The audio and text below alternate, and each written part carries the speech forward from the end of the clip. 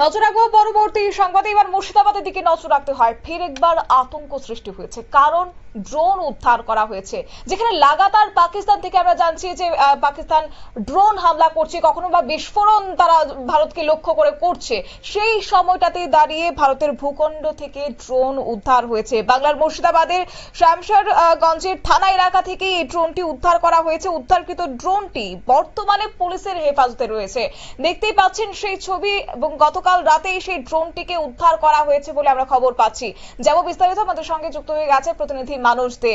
মানুষ দা, কি জানতে পারছো?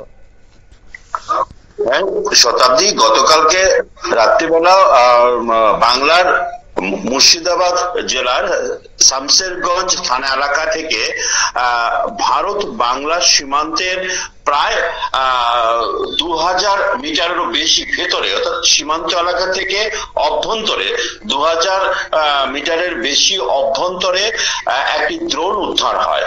সেই ড্রোন উদ্ধারকে কেন্দ্র করে সংশ্লিষ্ট এলাকায় একটি তীব্র আতঙ্কের পরিবেশ তৈরি হয়। তার কারণ তো অবশ্যই যে পাক ভারত যে একটা যুদ্ধের আবহ তৈরি করা হয়েছে, যদিও সংঘর্ষ বিরতি চলছে, কিন্তু তার মধ্যেও পাকিস্তান যেদিন সংঘর্ষ বিরতি হয় সেদিনই পাকিস্তানের সেনাবাহিনীরা বা পাকিস্তানের সেনা মদতপুষ্ট জঙ্গিরা কিন্তু ভারতবর্ষে আক্রমণ করে।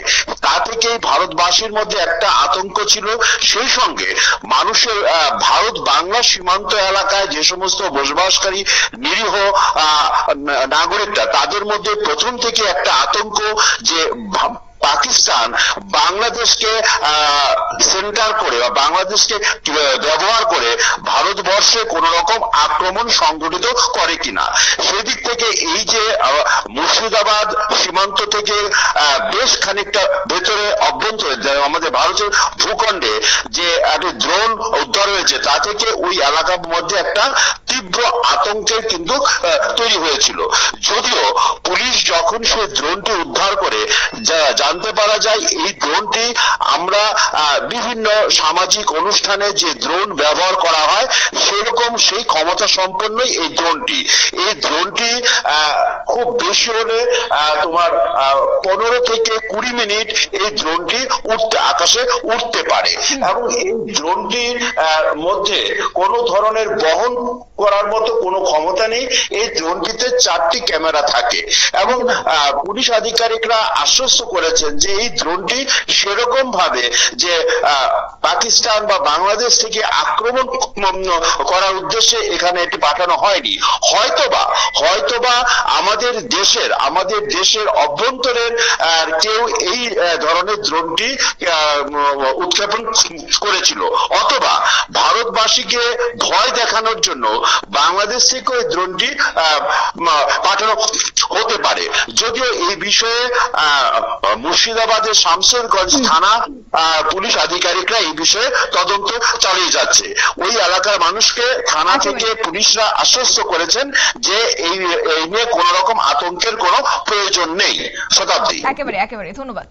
আপনারা শুনলেন, অর্থাৎ গত রাতে এই ড্রোনটি উদ্ধার করা হয়েছে ভারত বাংলাদেশ সীমান্ত লাগোয়া মুর্শিদাবাদের শামশেরগঞ্জের দুর্গাপুর বারোড টিসি সহ গ্রামে এই ড্রোন উদ্ধারকে ঘিরে একটা চাঞ্চল্য ছড়িয়েছে। যাই হোক, গোটা বিষয়ের পর বিএসএফ এর পক্ষ থেকে দাবি করা হয়েছে এই ড্রোনটি কেবলমাত্র ইভেন্টে ব্যবহারের জন্যই লক্ষ্য করা যায়, কিন্তু সেক্ষেত্রে সীমান্ত লাগোয়াতে কেন ড্রোন উড়াচ্ছিল বা কে উড়াচ্ছিল আতঙ্ক সৃষ্টি করার জন্য, সেটা অবশ্য খতিয়ে দেখা হচ্ছে। নিয়ে নিচ্ছি ছোট্ট একটি বিজ্ঞাপন বিরতির সঙ্গে থাকুন।